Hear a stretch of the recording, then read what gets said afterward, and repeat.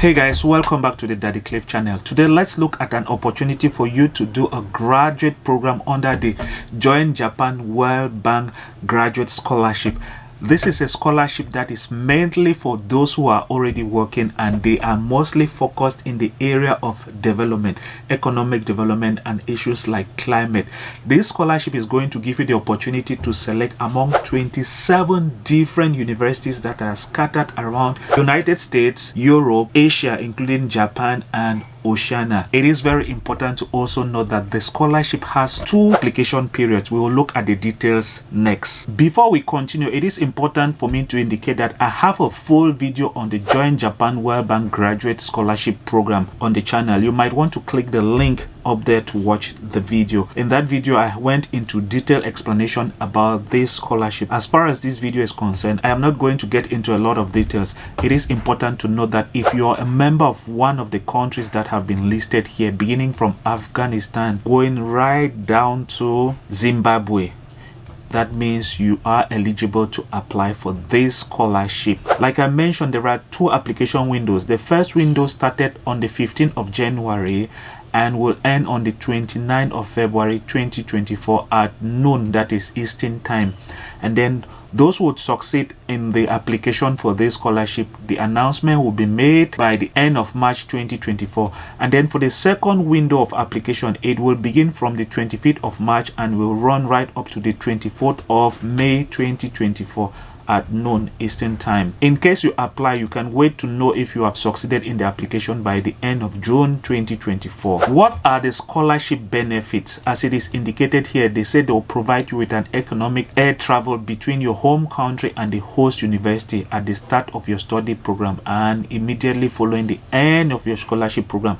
Like I said, this scholarship is mainly for those who are working, which means they will be expecting you to go and study, and then at the end of your studies, return back to your home country to contribute in the economic development of your home country. They would equally pay your tuition fee and cost of basic medical health insurance, and that will be obtained through the university. And then they say, while on campus during the scholarship period, a monthly subsistence allowance to cover all living expenses, accommodation, food, etc., including books. The amount of allowance varies depending on the host country. So this is basically a fully funded scholarship because they will be providing you even with accommodation. And then these are things that it will not cover. It will not cover the cost of visa, and in case you are thinking about moving with your family, they will not cover the cost of moving with your family to the United States or any other part of the world that you might decide to apply to go and study. Now, these are the participating universities that are available for application for the year 2024. The first one is the Australian National University. They have a Masters of Climate Change. So they have 4 different programs at the Australian National University. Then there is the Brandeis University. You can go ahead and click to have more details. They have 3 programs. You have Erasmus University, Rotterdam. You have Harvard. That is Kennedy School of Governance. Like I said, there are 27 different universities that you can choose from. You equally have Yokohama National University. They are offering infrastructure management program. So if you decide to want to know more details, you can simply click here, and then it will take you to the school website where you can have more information about the program. So it's very important that you get to know the detailed information about application before you apply, because every university will have their own application requirements. Now, who is eligible for this scholarship? It says you must be a national of a World Bank member countries. We've already looked at the list of countries. This is a list of eligible member countries that can apply for the World Bank scholarship. You must not be holding a dual citizenship of any developed country.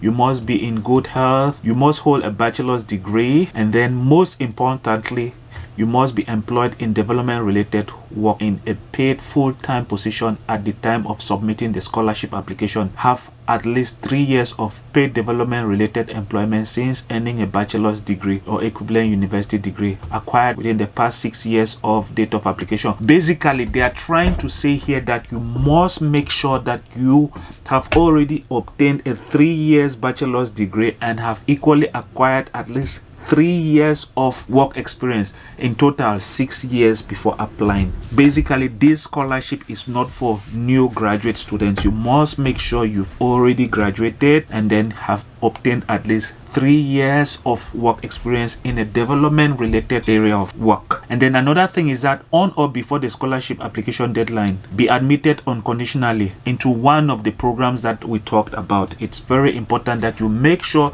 you apply to gain admission into one of the universities that we talked about here. So make sure you go and apply to gain admission into one of the universities here. Once you've had an unconditional admission letter, you can then apply for this scholarship. So for those who are already holding an unconditional admission letter into any of these university programs or majors, you can go ahead and then apply for the scholarship. But in case you've not yet applied for admission, you can go ahead now and apply to gain admission into any of the degree programs here, and then equally submit your application during the second round of application, because like I said, there is the second round of application, which is from the 25th of March right up to the 24th of May, which means you still have some time in case you've not yet applied for admission into one of the degree programs. And then there is another condition that you must make sure you hold. You are not an executive director in any of the World Banks around the world, and you must not be a relative to any of the World Bank members. That is, if somebody is working in the World Bank, then make sure you are not related to them when applying for the scholarship. And then lastly, the most important thing that you must look at when applying, the application guideline. Like I said, I have a video on this application guideline on my channel.